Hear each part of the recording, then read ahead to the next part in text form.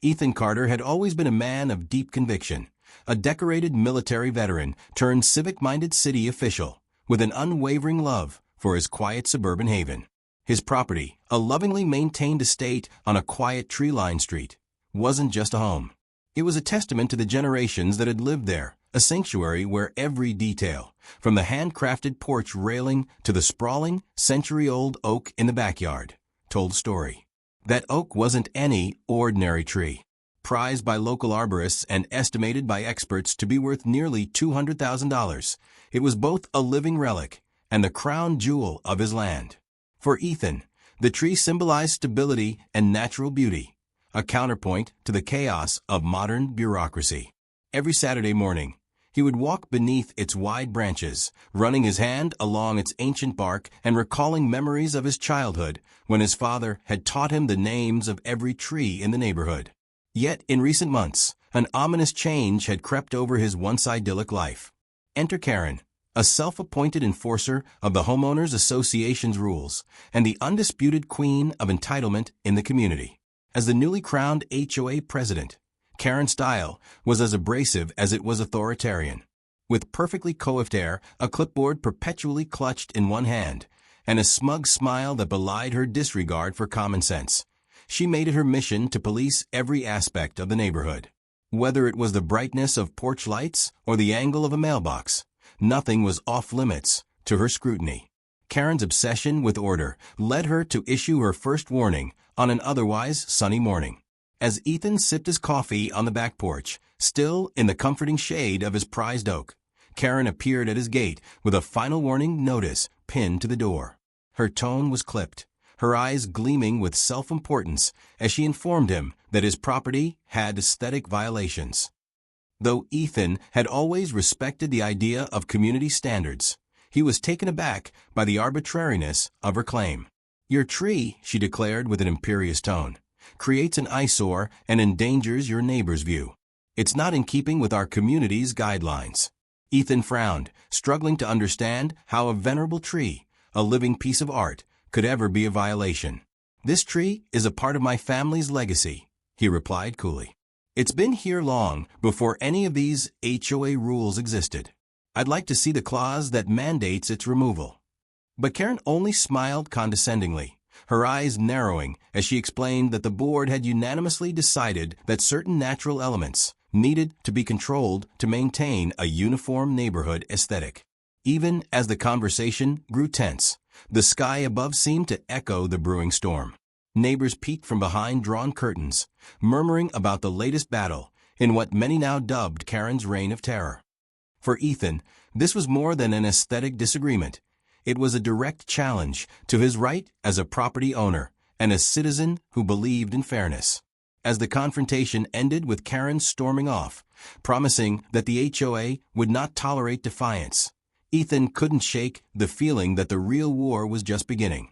That day, as he retraced his steps onto the sprawling oak, the reality of Karen's overreach began to sink in. The tree, which had once provided him solace and a link to his past, was now being weaponized against him by a power-mad administrator with an inflated sense of righteousness. And so, with a heavy heart but steely determination, Ethan resolved to stand up against the mounting injustice, unaware that his battle with the HOA would soon spiral into a feud that would affect not only his cherished tree, but every inch of his beloved property. The following morning, Ethan's routine was disrupted by a foreboding discovery. Affixed to his front door was an official-looking envelope bearing the HOA's insignia.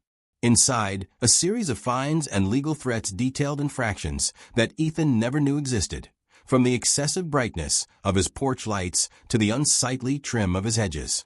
Each document was stamped with Karen's signature, a seal of authoritarian malice. Ethan flipped through the pages, disbelief mounting.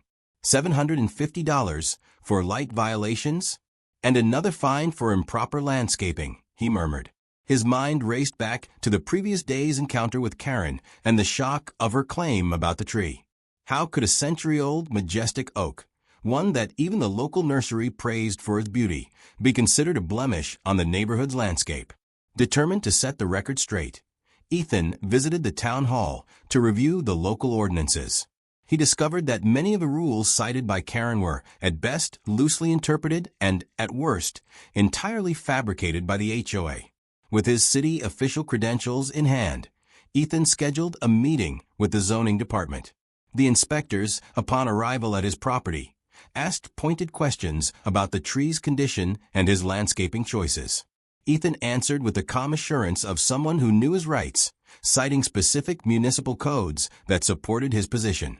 Meanwhile, Karen maintained her posture on the front lawn, arms folded, a slight smirk playing on her lips as she watched Ethan challenge her authority. "The rules apply to everyone, Ethan," she declared in a tone that brooked no argument. "If you won't conform, the HOA will enforce compliance by any means necessary." Her words were laced with the threat of further fines and perhaps, as the whispers around the neighborhood suggested, even legal action that could jeopardize Ethan's entire property. The situation escalated quickly. As the sun climbed higher, so did the tension on the street. Several other homeowners began to report similar grievances. Karen's zeal seemed to spread like wildfire. Before long, inspectors from various city departments were arriving unannounced, scrutinizing everything from fence heights to window shutters. The community, once a model of quiet harmony, now found itself embroiled in a bureaucratic skirmish that left many questioning the legitimacy of the HOA's claims. Ethan, though frustrated, refused to yield. He spent hours poring over city regulations, gathering evidence, and compiling a list of discrepancies. His office, once a sanctuary of methodical work, transformed into a war room strewn with legal briefs and copies of municipal codes. He reached out to fellow homeowners, quiet, concerned souls who were tired of Karen's relentless enforcement of nonsensical rules. Meetings were held in back rooms and over phone calls late into the night, as Ethan helped them understand that the HOA's power had limits defined by law. During one heated conversation with a particularly anxious neighbor, Marlene, Ethan reassured her, "We are within our rights. Karen's fines are nothing more than a sham, a tool to control us. The law is on our side." Even as he spoke, he could feel the weight of the coming battle. It wasn't merely about a few dollars in fines. It was about standing up against an overreaching system that sought to impose its will on every facet of life. Karen's response was swift and unapologetic.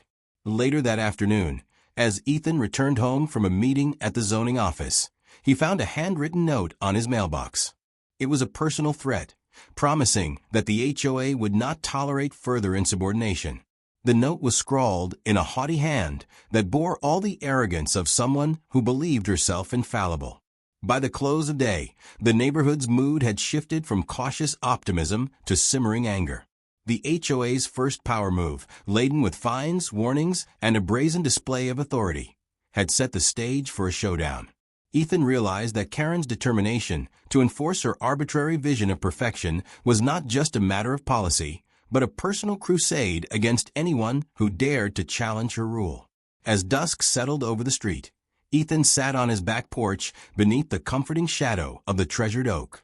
He contemplated the absurdity of it all, how a single tree, a symbol of heritage and life, had become the battleground for a power struggle that threatened to tear apart the fabric of his community.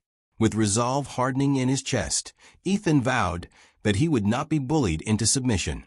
The fight for his property and for the dignity of every homeowner in the neighborhood had only just begun. The battle lines were drawn. What began as a series of minor fines and petty warnings soon escalated into a full-blown campaign of intimidation. Karen, emboldened by her initial successes, began to deploy ever more aggressive tactics. Her latest move, false violations that threatened not just Ethan's bank account, but his very right to enjoy his own property.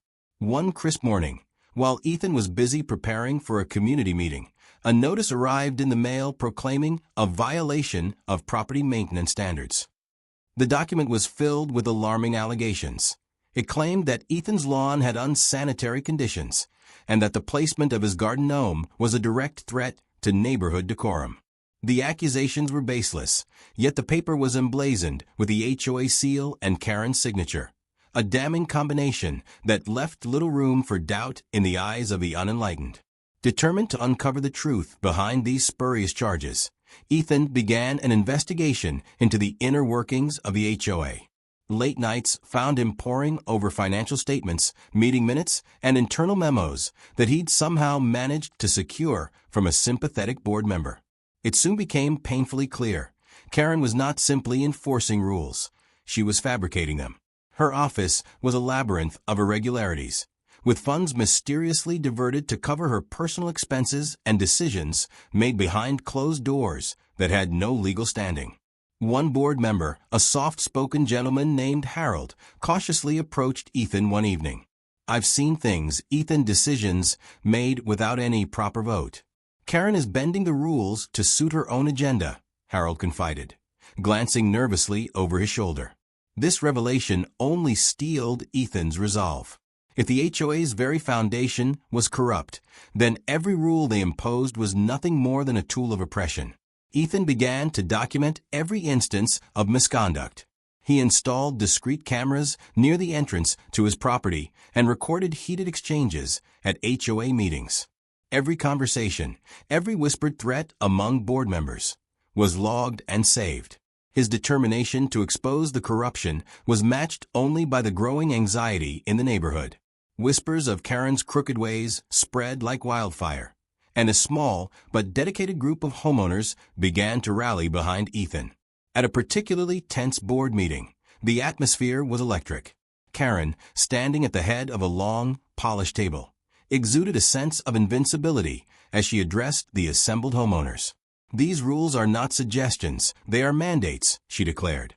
But as she droned on, several board members exchanged uneasy glances.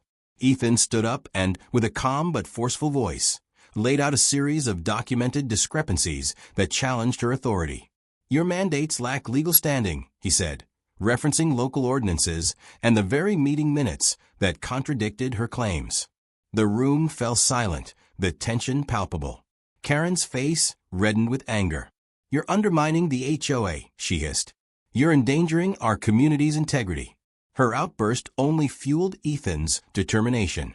He knew that if he could rally the support of the other homeowners, and if he could secure further evidence of her misconduct, the tide might finally turn against this overreaching despot. In the days that followed, anonymous tips began to surface.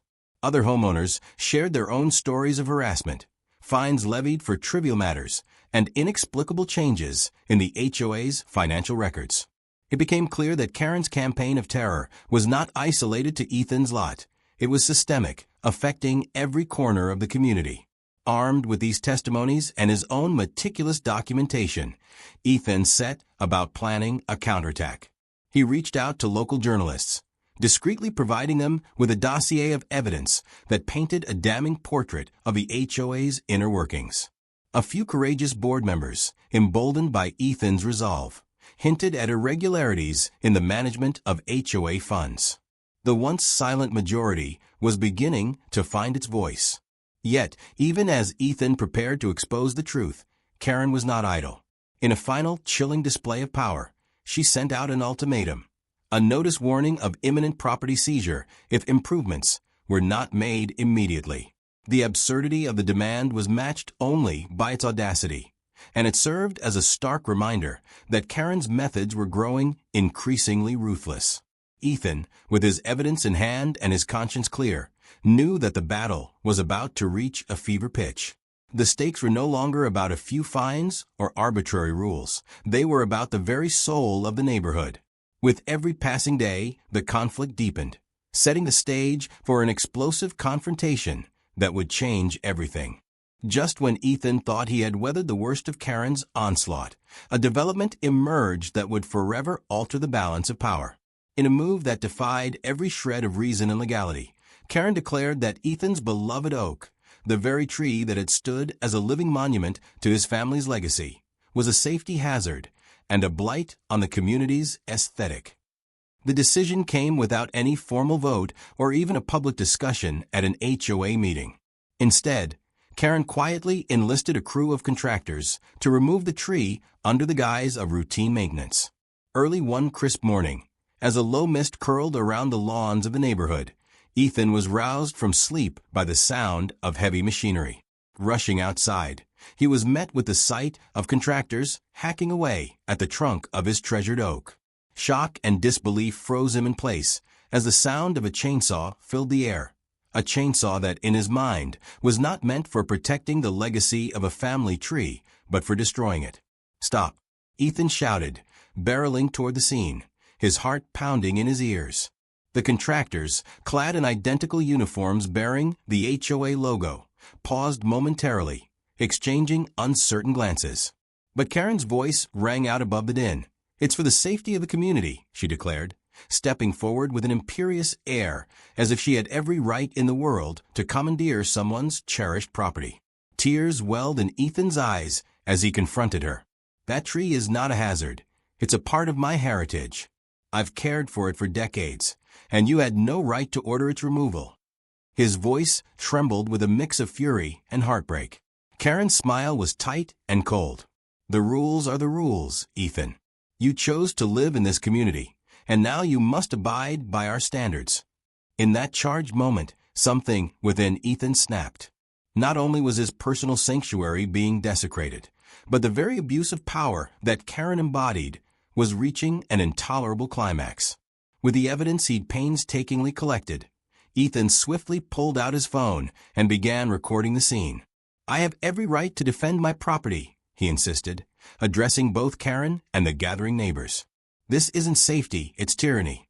The contractors, now unsure of their orders, hesitated as Ethan demanded that they cease their work immediately. Karen, her face a mask of indignant authority, waved them on. "You leave me no choice," she warned, her tone laced with menace. "The HOA will enforce its decisions, even if that means removing your entire property." The threat hung in the air like a dark cloud over the gathering crowd. As the cacophony of conflict swirled around him, Ethan knew he had reached a turning point. That day, with cameras rolling and neighbors watching in stunned silence, he vowed that he would fight back, not just for his home, but for every resident who had suffered under Karen's arbitrary decrees. He began to circulate copies of the recording, sharing it on social media and with local news outlets. The footage captured not only the demolition of a historic tree, but the very face of an authoritarian enforcer who cared nothing for law or decency. In the days that followed, the community's response was immediate and overwhelming. Neighbors who had once cowered behind closed doors began to speak out. A petition was launched demanding accountability from the HOA and the immediate suspension of Karen's authority.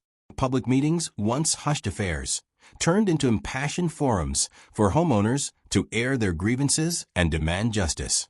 Karen, faced with a tidal wave of public outrage, retreated into a defensive posture. Yet even as her back was pressed against the wall, she refused to concede defeat. "I'm only doing what's necessary for the community," she insisted at a hastily arranged meeting, though her eyes betrayed uncertainty. But Ethan's evidence was indisputable. His legal research, his recordings, and the testimonies of fellow residents painted a picture of an HOA led by a tyrant, a picture that was rapidly gaining traction in local media. In that moment of collective defiance, Ethan realized that his counterattack was not just a solitary fight. It was a rallying cry for every homeowner who had ever felt oppressed by arbitrary power. The battle for his oak and for the dignity of the neighborhood had become a symbol of resistance against tyranny. With each shared video clip and every impassioned testimonial, the truth spread like wildfire, igniting a community united in its demand for fairness. And so, as the contractors reluctantly backed away and Karen's orders were forced into a legal limbo, Ethan stood firm. He had struck back in a way that was as much about reclaiming his personal heritage as it was about exposing corruption at its very core. The stage was now set for a confrontation that would determine not only the fate of a $200,000 tree, but the future of every resident under the HOA's oppressive thumb. The fallout from the oak's removal had sent shockwaves through the community and through the corridors of power at the HOA.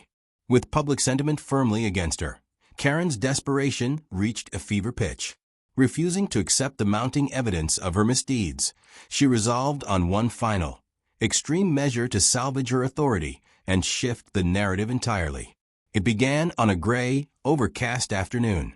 As Ethan was finalizing documents for a class action lawsuit against the HOA, a black SUV rolled up to his driveway. Out stepped Karen, flanked by two burly security types who had apparently been recruited to intimidate him further. With a clipboard in hand and a tone that brooked no refusal, she announced, "Ethan, consider this your final warning. If you don't retract your public statements and all that evidence you've collected, I'll have the police on your doorstep. Not to mention, the next step may involve a civil suit for property damage." Before Ethan could respond, a commotion erupted behind them. In the chaos that followed, the fate of the recently felled oak took an unforeseen twist. One of the massive tree sections, still precariously balanced after the hasty and poorly executed removal, suddenly shifted. In an almost surreal moment of poetic justice, the heavy limb came crashing down, landing squarely on Karen's black SUV. The impact was jarring, and a shocked silence fell over the gathering crowd. For a long, heart-stopping moment, Karen stood frozen, her expression a mingling of rage and disbelief as her prized vehicle, once a symbol of her authority, was irreparably damaged beneath the weight of the very tree she had so ruthlessly destroyed. In the aftermath, instead of accepting responsibility or even showing a hint of remorse, Karen did the unthinkable. She declared that Ethan was culpable for the disaster. "This is your fault," she screeched, pointing an accusing finger at Ethan. "You left that tree here, you failed to warn us about its danger, and now my property is ruined because of your negligence." The crowd erupted. Neighbors who had once whispered their support for Ethan now shouted in agreement.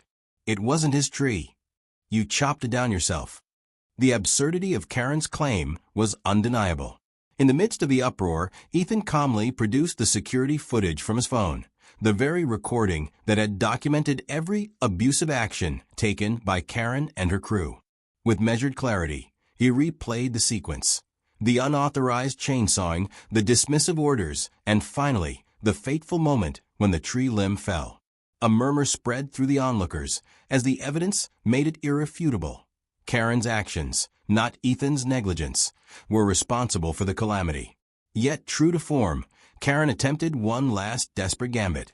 In a hasty bid to divert attention and regain control, she pulled out a set of legal papers, announcing that she was filing a lawsuit against Ethan for damages resulting from property endangerment. Her tone was frantic, her eyes wild with a mixture of indignation and panic. Ethan, though seething with indignation, maintained his composure. "I have no part in what happened today," he said steadily. "You ordered the removal of the tree in violation of every code, and your reckless actions led to your own misfortune. I'm prepared to take this all the way to court if I must."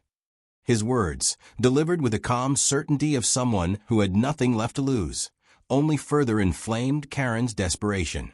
Within hours, local law enforcement arrived on the scene, not to arrest Ethan, but to investigate the incident. The police officers, upon reviewing the evidence and speaking with witnesses, confirmed that there was no basis for Karen's claim. Meanwhile, local media began to descend on the neighborhood. Headlines splashed across online news sites: HOA tyrant's last stand, how Karen's reckless order backfired spectacularly, and Tree of Justice. Homeowners' battle against HOA overreach takes a dramatic turn.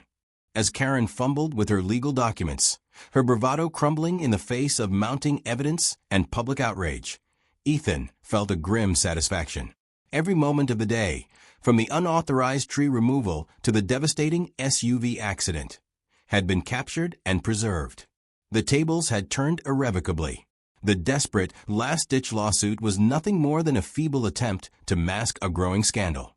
In a final act of defiance, Karen ordered her private investigator to dig up any incriminating details on Ethan, an effort that was swiftly thwarted when Ethan's own security system caught the PI red-handed snooping through his garage. With each new revelation, it became clearer that Karen's entire approach was built on lies and intimidation.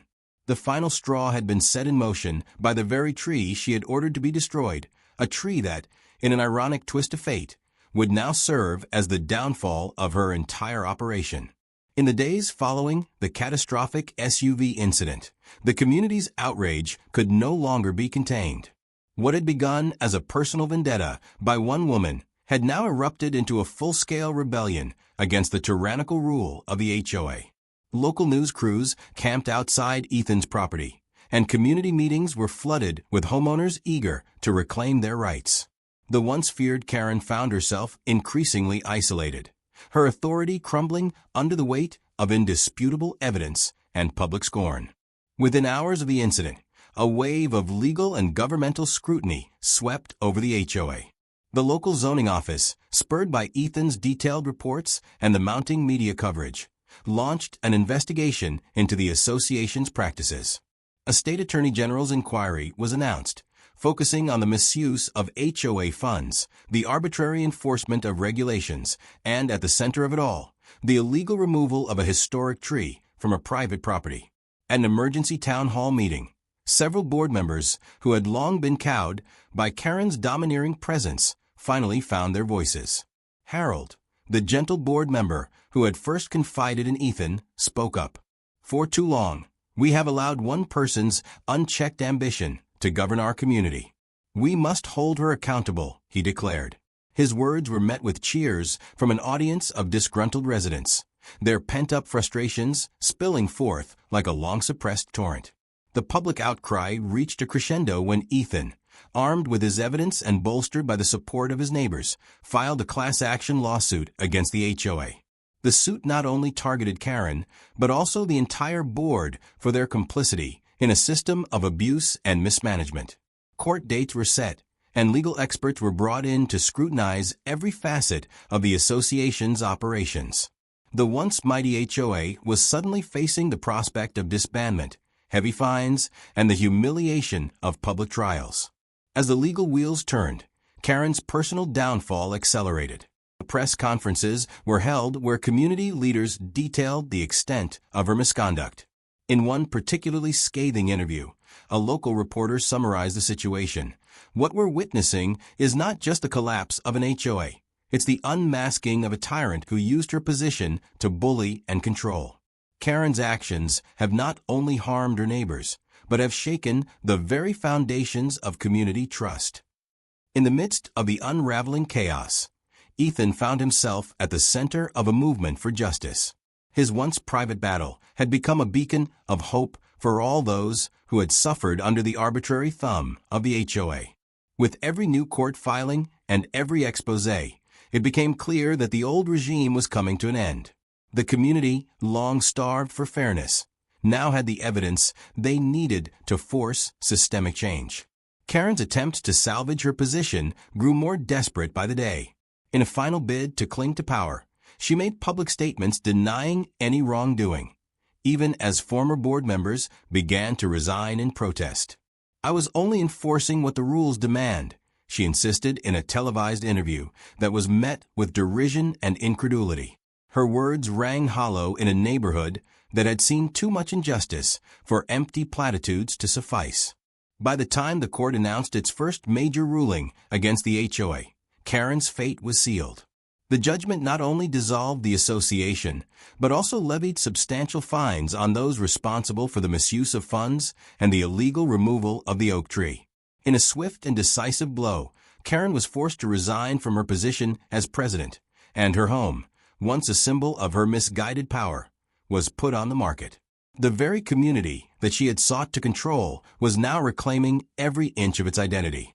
Ethan, standing on his rebuilt porch, with plans already underway to plant a new native specimen in honor of the fallen oak, allowed himself a moment of quiet triumph. Justice had not come swiftly, but it had come. The oppressive reign of Karen and the corrupt HOA was over.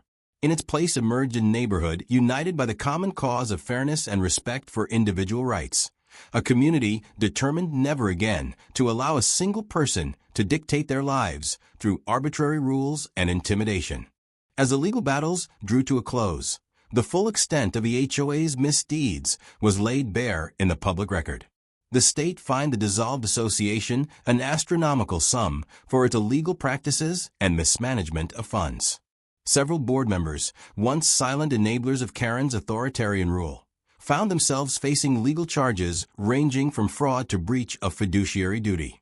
Ethan played a pivotal role in orchestrating the legal campaign against the HOA.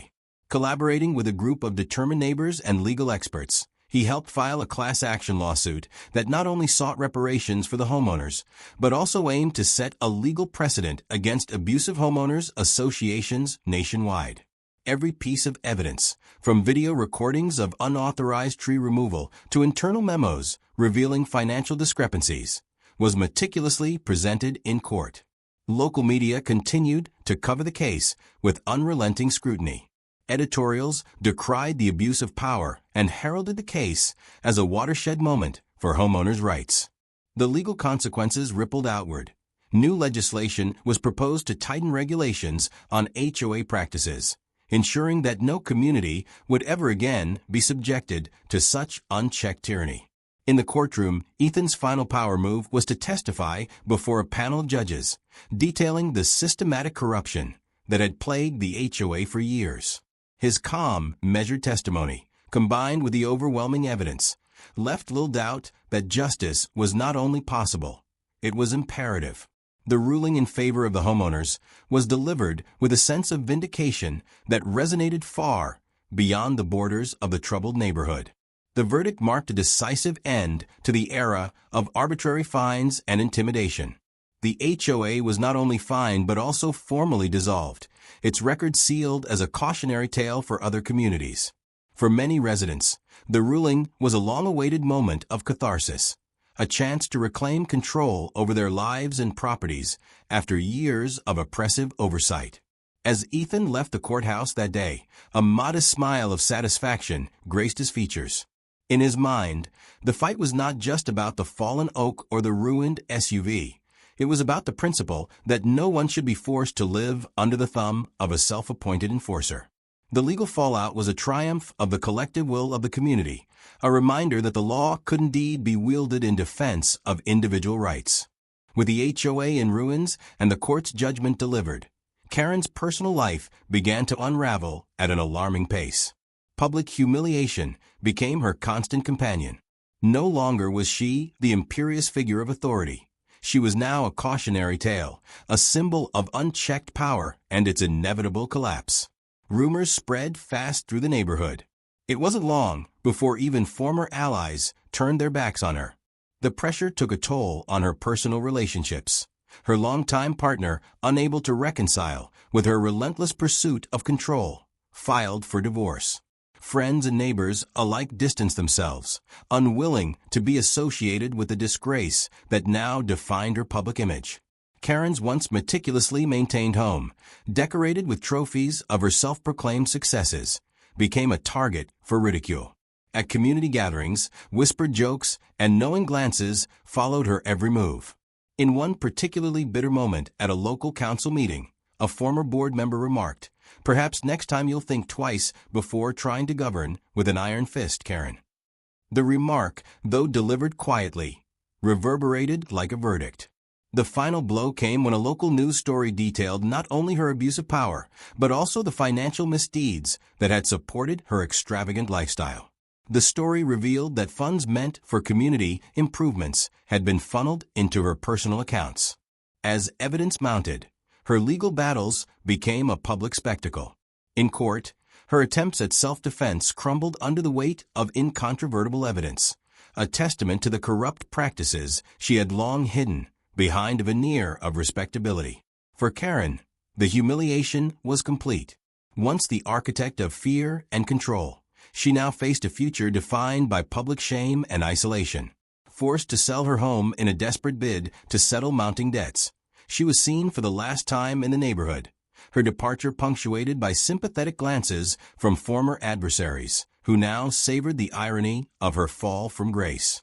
Ethan, witnessing the final unraveling of his once ardent adversary, felt a bittersweet satisfaction. It wasn't vengeance he craved, but justice for every homeowner who had suffered under Karen's draconian rule. In the end, poetic justice had been served. Karen's personal downfall was not just a lesson in humility. It was a reminder that no one was above the law. The neighborhood had finally emerged from a long, dark chapter of oppression. In the wake of the HOA's collapse, a renewed sense of community took root. Homeowners gathered in the evenings on freshly painted porches and under newly planted trees, a small, yet potent, symbol of rebirth. Conversations that once trembled with fear and uncertainty now buzzed with the promise of shared freedom and mutual respect. Ethan, forever changed by the ordeal, now found solace in a quieter life. He spent his days tending to a modest garden, meeting neighbors for friendly chats, and even volunteering on community improvement projects. The scars of the past remained, but they served as reminders of what had been overcome, a collective victory over tyranny and the reclaiming of one's personal space. One breezy afternoon, as the sun dipped low and painted the sky with shades of gold and lavender, a neighbor, always one with a keen sense of humor, approached Ethan on his porch. With a mischievous grin, they held up a newly printed HOA violation notice for the most ridiculous infraction: excessive happiness on private property. Ethan chuckled softly, shaking his head. Some things never change, he mused, a final nod to the absurdity of it all. In that moment, as laughter echoed across the street, it was clear that the reign of fear had ended. The neighborhood was no longer defined by oppressive rules or the whims of a self-appointed ruler. Instead, it was a tapestry woven together by trust, shared experiences, and the hard-won knowledge that justice, when fought for with passion and perseverance, could indeed prevail. As the screen fades to black, Ethan's voiceover delivers one final mic drop line. In the end, the only rule we need is respect, and that's something no one can take away. The camera lingers on his contented smile, capturing the serene determination of a man who had not only defended his property, but had helped his community rediscover its voice. Fade to black,